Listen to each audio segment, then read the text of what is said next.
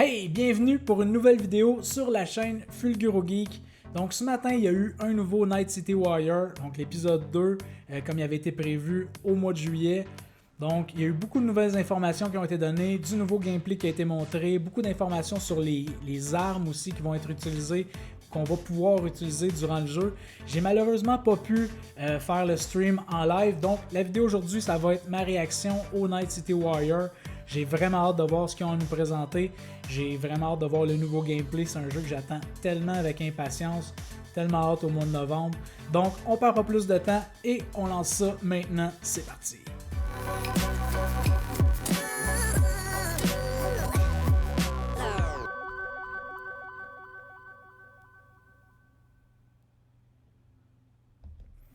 OK! Back pour la vidéo du Night City Wire. Vraiment hâte, donc on ne perdra pas beaucoup plus de temps. Je vais la lancer maintenant.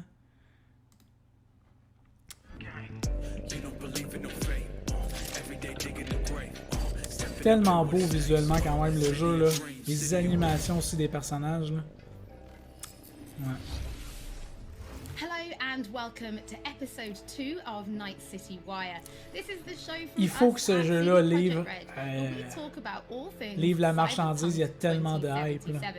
In today's episode, we're going to be deep diving into life paths and showing you a brand new gameplay video, as well as having a chat to Philip from our quest team. Then we're going behind the scenes and taking a look at how refused to bringing the band Samurai to life. And then we're showing you another new gameplay video and having a chat to Pavel, our senior gameplay designer, about just some of the tools of destruction that will be at your disposal in Night City. So let's get started. Street Kid, Nomad, or Corpo? Which will you pick first?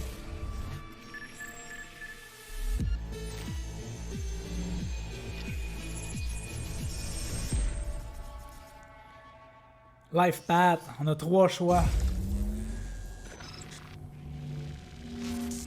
Street Kid, Nomad. Well, Corpo. who do we have here? Grew up in Haywood. Whole street was my family. Neighbors helped each other out.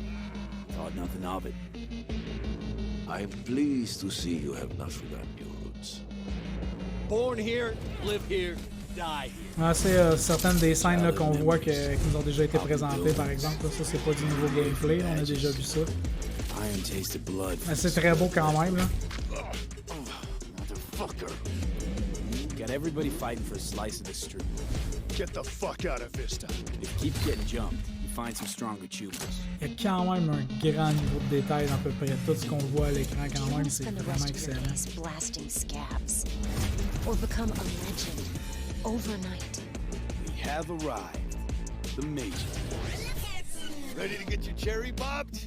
Yeah, come on. Oh, Nomad. My childhood. Ça, on en a pas vu beaucoup. Racing my bobber for the first time through the hills. Oh, and first kiss in the middle of a synth cornfield. We nomads choose who to make our family. My choice. On a avec la musique, on dirait des vibes de Last of Us. My family's in pieces. That's why I'm headed for Night City. Makes you an outcast among Je trouve ça vraiment intéressant qu'il y ait une zone à l'extérieur de la ville qui soit vraiment plus désertique, vraiment plus... on dirait que c'est plus ancien, on voit que c'est peut-être pas vraiment technologique autant que ce qu'on peut voir en ville. Là. Parce qu'en même temps, 2077, c'est dans 57 ans, c'est pas si loin quand même. Là. C'est loin, mais à quel point, tu sais. I have those reports you asked for. They were supposed to be ready yesterday. The world's going to tear us apart when the word gets around. The world's never going to find out. If I go down, you're going down with me. No! I'm not fucking joking. This isn't a request, V. But no way you're fucked, right? You're the one who fixes other people's shit. If you work in Arasaka counter intel, you're always fucked. Moi, j'ai hâte de voir à quel point ils vont être capables de raconter une histoire aussi engageante que dans The Witcher, mais dans un monde cyberpunk. Peut-être pas le même type d'histoire, c'est sûr, mais il faut que ça soit aussi prenant puis qu'on soit aussi engagé dans l'histoire. Ça va. Yeah, but you're not on top. Saburo Arasaka is. And you're the pendejo who keeps him there. Work for yourself, live for yourself. That's the only way.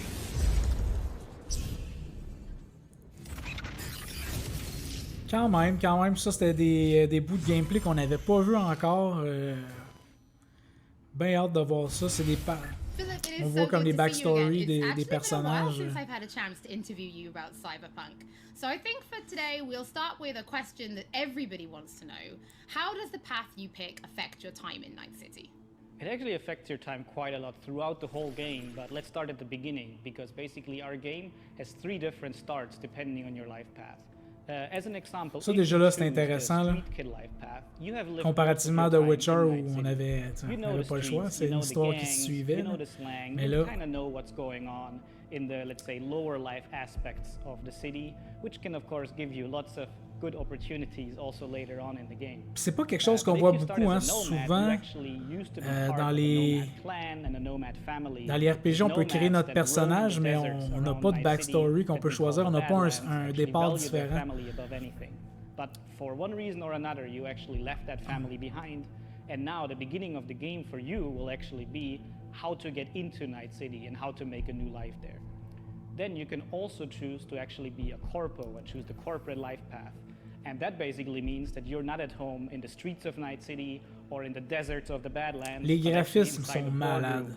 J'ai tellement hâte de jouer à ça. J'ai tellement hâte de faire fondre ma carte graphique en jouant à ça. Gives you the ability to sometimes, read between the lines, read people when they're trying to do business, which of course can give you many nice opportunities later on. So this isn't just about the start of the game. Can you maybe help people understand how this translates into the gameplay? Yeah, so the thing is, we make Cyberpunk a real RPG, and part of that is that you can play your character from the start to the end. And of course, we have these life paths affecting the beginning of the game, but we wanted to make it so you have your life path opportunities throughout the whole game until the game is over. And as an example, we do that by giving you additional options in dialogues. So I can give you one specific example. And this is a mission where you have to steal a flathead robot from the Maelstrom gang. Basically, those Maelstormers stole that flathead before from a corporate transport. And the owner of that corporate transport, Meredith Stout, wants you to do something else. And this is an optional objective. And even within that objective, we want to give you some options. So as an example, if you have a corporate life path, you basically know what Meredith Stout is really about. You can read between the lines and you can get some additional options that maybe actually later enable you to do a completely different thing with the Maelstrom gang. And if you're a nomad, you know exactly some more details about how these Maelstormers would have even been able to steal a robot like that from Meredith Stout, who's part of the very powerful Militech Corporation. As a street kid, we, as an example, don't give you a specific new dialogue option in that dialogue, because as a street kid, you do not have a lot of experience dealing with higher-up people like Meredith Stout. But we want to give you additional options that fit your life path. Fait qu'on va avoir des facilités avec certains groupes ou certaines parties de la ville ou certains groupes dans la ville, tout dépendant de notre backstory. C'est quand même intéressant, ça. You can talk some shop with him, and that might actually make that character like you a little bit more. Qu'on va avoir des choix de dialogue peut-être différents aussi avec, selon notre backstory, avec différents personnages qu'on va rencontrer. C'est intéressant ça aussi. This starts in a place called the Badlands. Is this somewhere you get to visit even if you don't pick Nomad to start with? Yes, absolutely. So the thing is, Night City is surrounded by this huge landscape that we call the Badlands. Je me demande à quel point c'est grand le Badlands. Ça a l'air quand même grand par contre. J'imagine que la limite c'est comme les collines qu'on voit. We want to give you the option later in the game if you want. You can just take your car and drive out of the city. You can go there whenever you want. The thing is, you might not want to because the Badlands can be a pretty dangerous place at first because time has not been very kind to the Badlands. There have been many wars in the past. There's global warming. J'aime leur design de véhicule comme le pick-up qui avait l'air juste un petit peu plus futuriste. Love this life and are all about it and are very battle hardened. We of course also want to tell their stories because we want to tell many different stories throughout the cyberpunk genre, which means that you will also find missions that lead you out in the Badlands or where you deal with the people. Ça va vraiment ressembler au Far West dans les Badlands, c'est clair. J'ai des vibes de cowboy et de hawk là. Quand on voit ça là. Who is this man? Yeah, so Padre is actually one of the fixers in Night City. And fixers are people that work as intermediaries. So if someone who has a lot of money needs a problem solved, they go to a fixer. And a fixer then finds people who can solve that problem. And these people are people like you, the cyberpunks. Fixers are very territorial. So Padre specifically works from Haywood, which is where you as a street kid grew up in. C'est des mission givers, en gros. You might have already seen another one of our fixers who is called Dexter Deshawn, and he works in a different part of the city. So specifically Padre, you might know him as a street kid, but even if you played other life paths, you might sooner or later meet him because he's operating in Haywood, which is a pretty big place with many good jobs. So if you want to make some cash there, you will sooner or later deal with Padre. Philip, thank you so much for joining us. Now on my first playthrough, pretty sure I'm going to be picking Nomad, but for those watching, we would love to know what you'll be picking. So have a think about it and send us a tweet.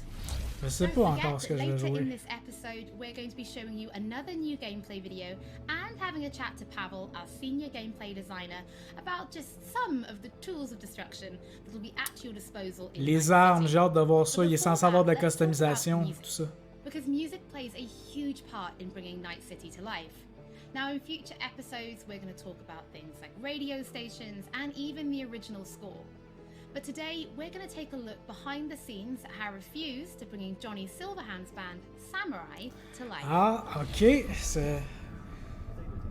Oui, parce qu'on sait que Johnny Silverhand, c'est un chanteur, c'est une pop star dans le... Ça prend quelqu'un qui chante. Ça sera pas Kenny Reeves qui va chanter, probablement. Ça va être un...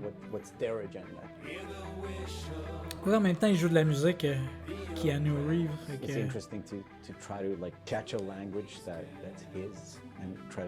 Excellent son personnage pour vrai, là. Ouais.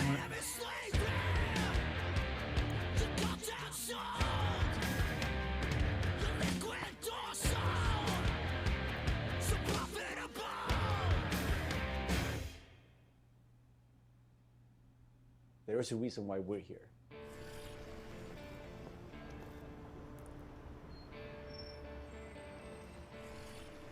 It was Piotr maybe who was a fan of the band. He knew Refuse and he knew my voice and he said, oh, that's a perfect voice for Johnny. Ok, fait que c'est lui qui va faire les vocales de la musique de Johnny Silverhand. A bit contemporary from when Johnny is supposed to have had the band, because he's sort of like an anti-establishment kind of guy. Gonna drag a corporal rat on stage, make him kneel, douse him with gas, then light him up. So of course there are things that you can relate to, and like just like this outcast and this rebel that's fighting against like the corporals, and that's definitely something that's been a part of my life and a part of Refuse's life. We came out of the punk rock scene of northern Sweden. He's like the future version of us. You know? So I think it makes sense. I think it totally makes sense. J'imagine qu'on va assister à un moment donné dans le gameplay ou dans le jeu à vraiment un gros show là, à l'intérieur du jeu. Ça devrait être assez excellent ça. Le fait que les pop stars dans l'univers de Cyberpunk, c'est des éveilleurs de conscience, tout ça un peu, comme Johnny Silverhand, qui est un... je sais pas si c'est pas vraiment une pop star, c'est plus un rocker boy. Fait que dans le fond, c'est ça, c'est plus de la musique pour éveiller les consciences, puis qui pousse un peu à la révolte, là, sûrement, là. J'imagine. Type de musique qui va complètement à la vague punk, cyberpunk, punk, ça. And I'm here with Johnny Silverhand, you know, so it's like the voice we're representing here is someone else. We'll never fade away! It's been a mind fuck.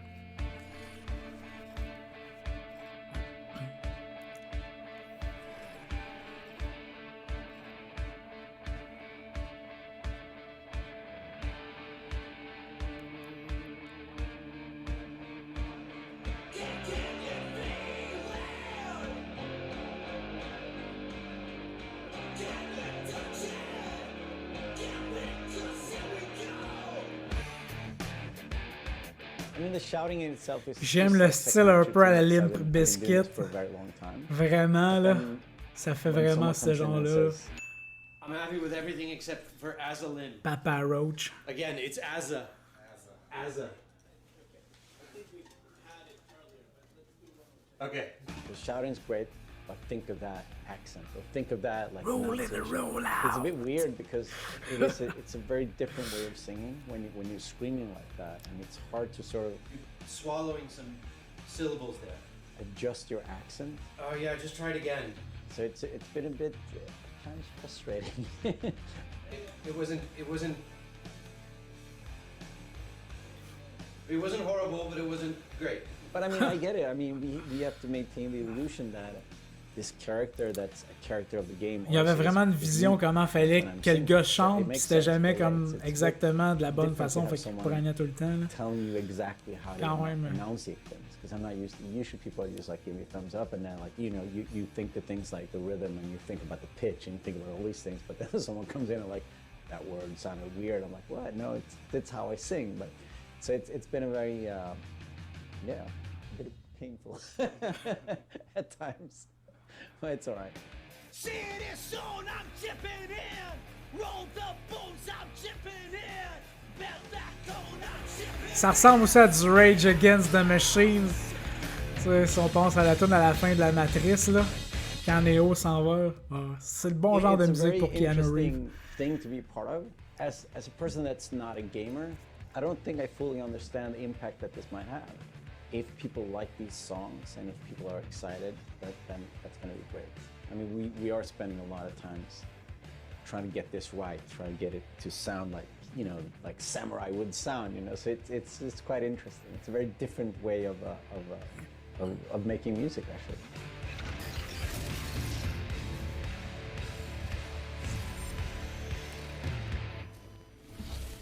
You can already find 3 Samurai tracks available on streaming services: Chippin' In, Never Fade Away, and The Ballad of Buck Ravers. But we're excited to announce a 4th new song called A Like Supreme, which is coming to streaming services today. That means you can check it out once the show is over. Don't forget that if you're tuning in late or if you just want to watch Je vais pas me spoiler again, la musique non plus. On a déjà assez de spoilers en regardant toutes ces images-là. Next up, Pavel and I are going to introduce you to some creative ways that you can solve problems in Night City. Les armes, finalement, c'est ça que je voulais voir le plus. Beaucoup d'armes de corps à corps, beaucoup de fusils aussi, donc j'ai hâte de voir un peu les différents types de gameplay. On en a vu un peu déjà, mais là, ça va être un peu plus basé là-dessus. Là. Hey V, I have a job for you. A client of mine is making an arms deal. Texture sur les buildings avait l'air un peu étrange, mais manquait de réflexion un peu sur le métal. Alas, nothing ever transpires as planned with them. You better gear up for this.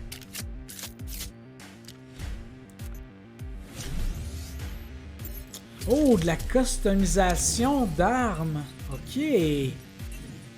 Oh. Ok, fait qu'on va pouvoir customiser nos armes.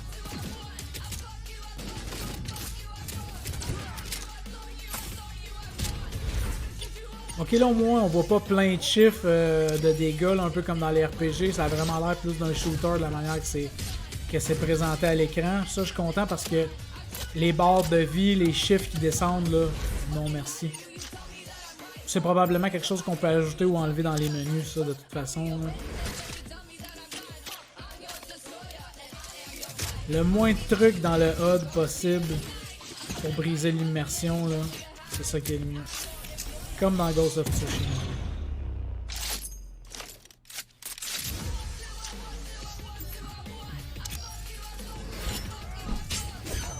Ah là, ok, c'est du combat corps à corps, ça, c'est quand même... Fait qu'on peut bloquer, on va pouvoir faire plusieurs moves en corps à corps quand même. Ah, des combos aussi d'attaque.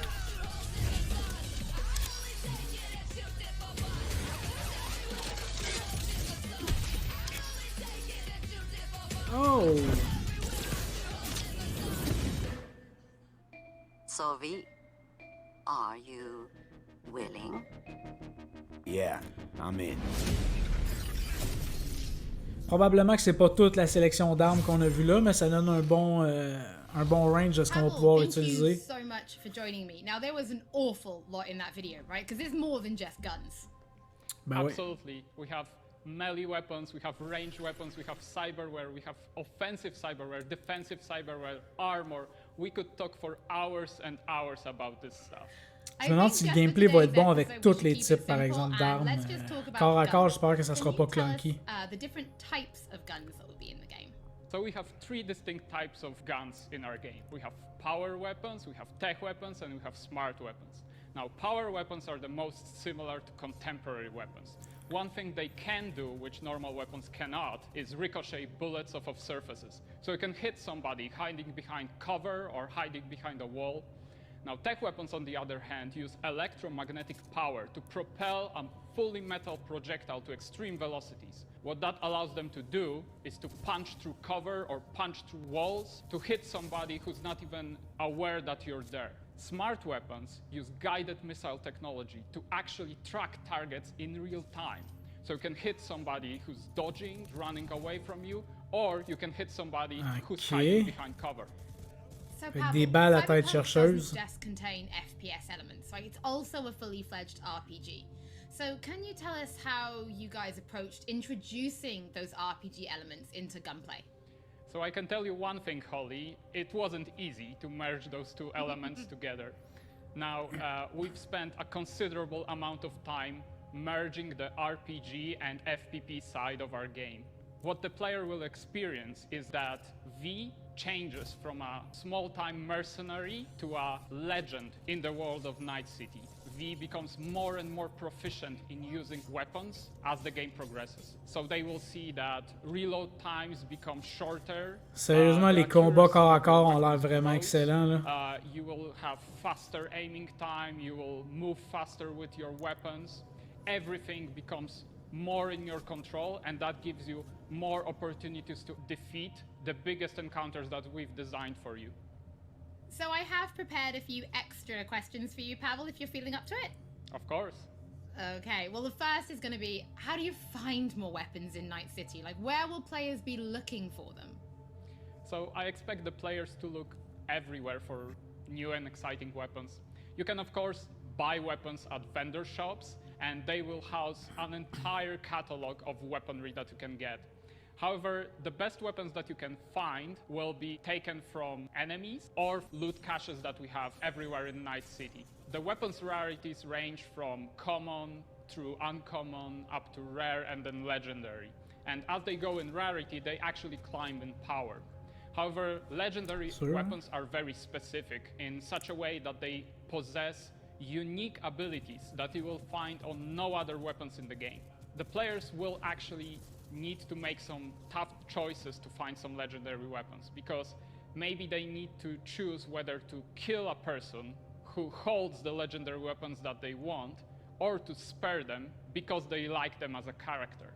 So next question, let's talk about weapon modifications. Est-ce qu'on va pouvoir tuer tous les personnages principaux dans le jeu? Pour pouvoir ramasser leurs armes ou les laisser en vie, comme il disait. One of them would be modifications that we call attachments. So these would be scopes and silencers, and you can see them actually being attached to your weapon as you're playing the game. They give you statistics advantage, and they give you more opportunities in gameplay. The other part of mods would be software mods. Now, these are basically small chips that you install in your weapon, and they actually change the statistics of the gun. They can give you damage, they can give you accuracy, or they can give you more fire rate. Some of those mods actually change the gunplay on a more fundamental level, so they can give you non-lethal rounds, biochemical rounds, to tear through that armor even faster. So I suppose for my final question, why don't you tell us about your favorite weapon then? Which is your favorite weapon so far in Night City? Moi, c'est sûr que je vais être souvent mêlé. Weapons that it's hard to choose just one. But I can mention some manufacturers with their weapons that I absolutely adore. the first manufacturer would be Tsunami Defense Systems. J'aime bien les guns, là, mais j'adore le combat corps à corps. Sniper rifle. That means that it can pierce through walls. So it can actually hit somebody who's hiding behind cover or who doesn't even know you're il va y avoir de l'environmental destruction, ça veut dire si on peut tirer à travers les murs. Is a shotgun. One of the shotguns that we have in the game is Budget Arms Carnage. Now that thing is cast from pure steel and it weighs a ton. However, you can cut a person clean in half with it. Another shotgun that I absolutely love, it's for a more refined approach, I would say, is a smart shotgun, Kangtao Zhuo. That thing has 8 barrels, and that means it can track 8 targets independently. Now, killing an entire room was never simpler. Pavel, thank you so much for joining me. Thank you for having me. I'm actually pretty interested to see what kind of weapons people discover when they play Cyberpunk for themselves. Before we end episode 2, this is a reminder that those who wish to dive deeper into the lore can now pick up The World of Cyberpunk 2077. This is a brand new book created in collaboration with Dark Horse Books that will give you an extensive look at what makes Night City tick before jumping into the game this November. That is it for today's episode. Thank you so much for joining us. Des petits livres comme ça avec des concept art dedans, c'est toujours intéressant pareil. Again, we will be uploading everything to our channels shortly. Thank you so much for tuning in, and we'll be back with Night City Wire episode 3 soon.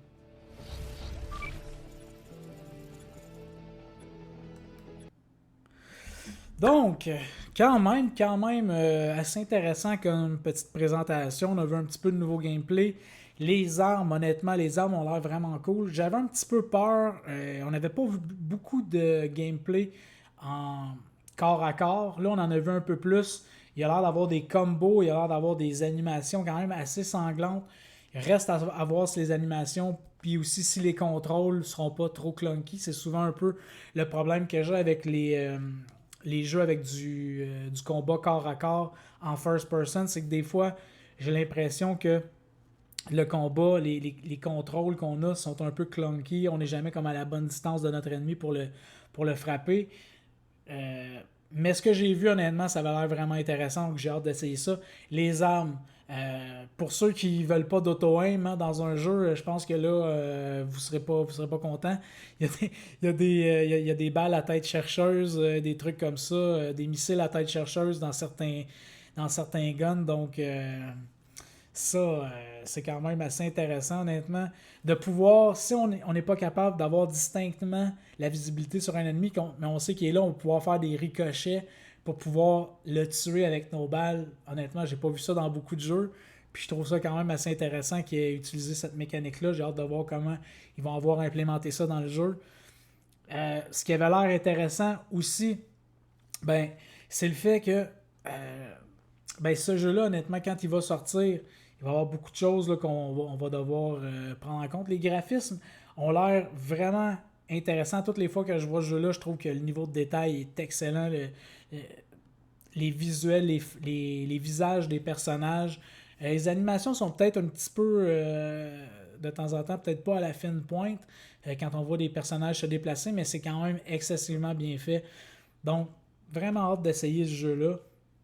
Je ne sais pas non plus s'il va y avoir de la destruction d'environnement. Comme il mentionnait, il y a une des armes qu'ils ont présentées qui est censée tirer à travers les murs. Donc si on peut tirer à travers les murs, à travers un cover, probablement qu'il va y avoir certains trucs qui vont être destructibles. Je sais pas. En tout cas, normalement, s'il faut que tu passes à travers un mur, il y a quelque chose qui se détruit à quelque part. Là. Je ne sais pas trop comment ils vont faire ça s'il n'y a rien de destructible dans l'environnement. En tout cas, ça restera à vérifier. Mais en tout cas, belle présentation. Je trouvais ça quand même bien intéressant. Ça m'a donné encore plus le goût de vouloir jouer à ce jeu-là. Et je vais attendre les prochains Night City Wire. J'ai adoré aussi l'implication du groupe de musique qui va faire la musique de Johnny Silverhand, dans le fond, pour le show. Comme ça, on sait que c'est une grosse rockstar. Johnny Silverhand, c'est un éveilleur de conscience. Donc, j'imagine que ça va être de la musique assez, justement, comme on a entendu, un peu plus métal, punk rock, métal, dans ce genre-là. Ça devrait être assez représentatif de l'ambiance du jeu. Ouais, bien intéressant. Fait que c'était ça la vidéo aujourd'hui. Ma réaction, dans le fond, je sais pas si ça a été une réaction, j'étais quand même captivé à ce qu'il nous présentait. J'ai pas eu beaucoup de réactions, mais en tout cas, j'étais bien content de voir cette vidéo-là avec vous. Donc, laissez-moi savoir dans les commentaires si vous avez apprécié cette présentation-là. Est-ce que c'est quelque chose que vous appréciez, le Night City Wire? Trouvez-vous qu'il en dévoile trop, qu'il en dévoile pas assez?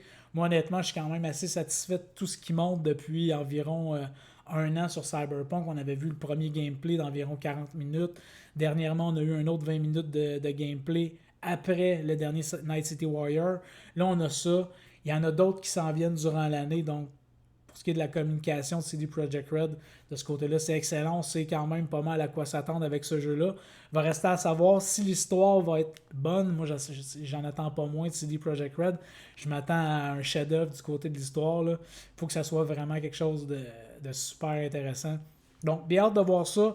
Merci d'avoir été là. Comme à l'habitude, si vous avez apprécié la vidéo, n'oubliez pas de vous abonner si vous n'êtes pas encore abonné à la chaîne. Laissez un j'aime, activez la cloche de notification. Activez la cloche de notification. Comme ça, vous allez être averti à chaque fois que je sors une nouvelle vidéo. Vous pouvez partager la vidéo sur vos groupes Facebook. Ça donne toujours plus de visibilité. Ok, désolé, je suis pas capable de parler aujourd'hui. Ça donne toujours beaucoup plus de visibilité à la chaîne si vous décidez de partager les vidéos. Donc, c'est toujours un plus. Et c'est toujours très, très apprécié. Donc, merci d'avoir été là. Et sur ce, je vous dis à la prochaine. Bye bye.